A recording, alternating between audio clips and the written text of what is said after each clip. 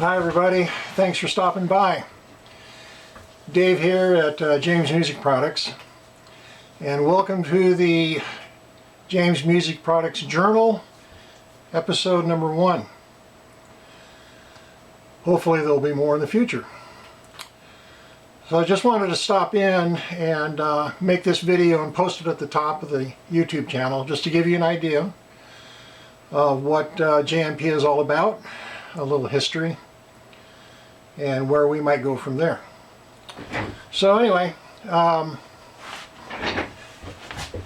retired from the electronics industry in 2018, and my dear wife and I fled the San Francisco South Bay for better financial and social climes in 2018, and we landed here in the Clearwater Valley in north central Idaho, bringing with me a desire to continue in the music realm. At 33, I gave up the idea of becoming a rock star. Surprise, surprise. But along the way, I decided to meld my electronics background and my love of music into some form of pedal, some form of equipment. So somewhere around 1985, 1986, James Music Products actually got its start with the PLIF 60 power line interference filter. This was an attempt to make a plug-in noise reduction unit for single coil guitars. And it worked. It rejected 60 cycle hum, 55 to 60 dB worth, which was nice.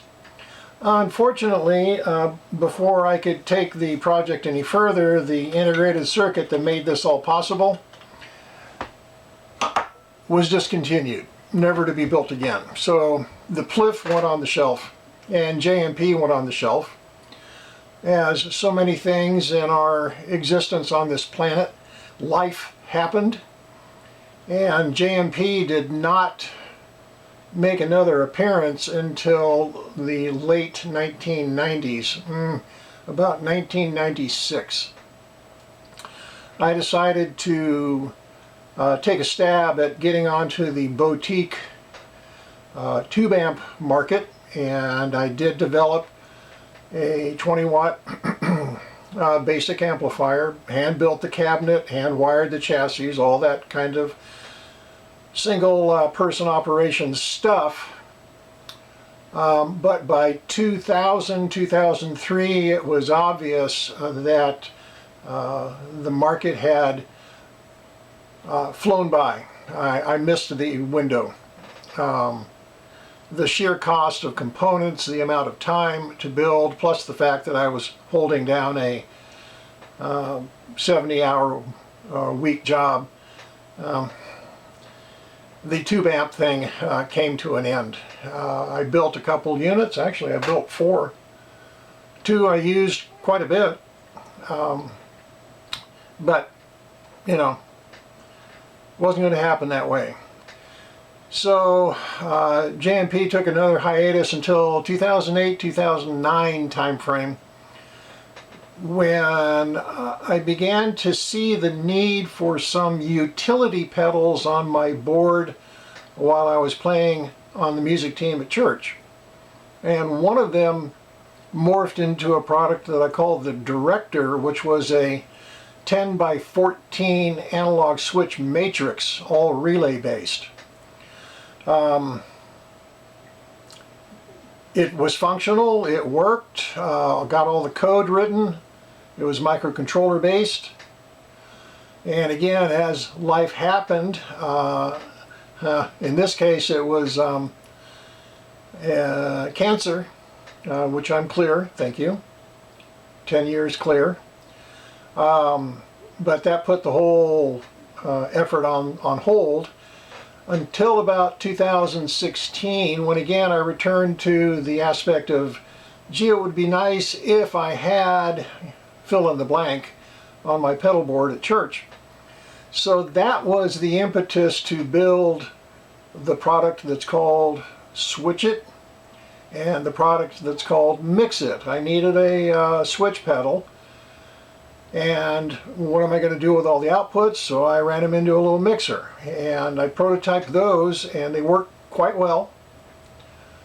And there the project sat until 2018, late 2018, after my wife and I moved here to Idaho. I began to pursue it in a more vigorous fashion. I was retired. This was to be my retirement job.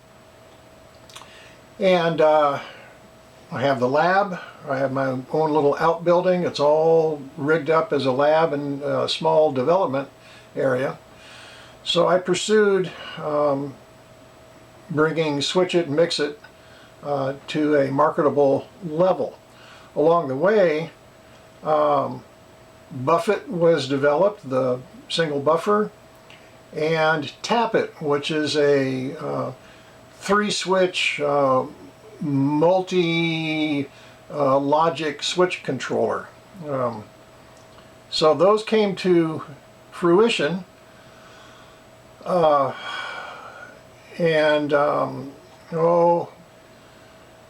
around 2020, again, life happened, and things were postponed until 2023 and into 2024, when I developed Split It, which is a 1-to-3 splitter, and Summit, which is a 3-to-1 combiner box.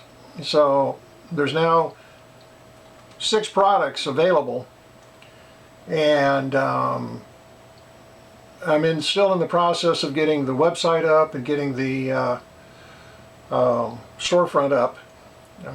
With this recent upheaval with Reverb, I'm not quite sure where I might wind up. Not sure yet. But anyway, I'm a one-man operation. I love music.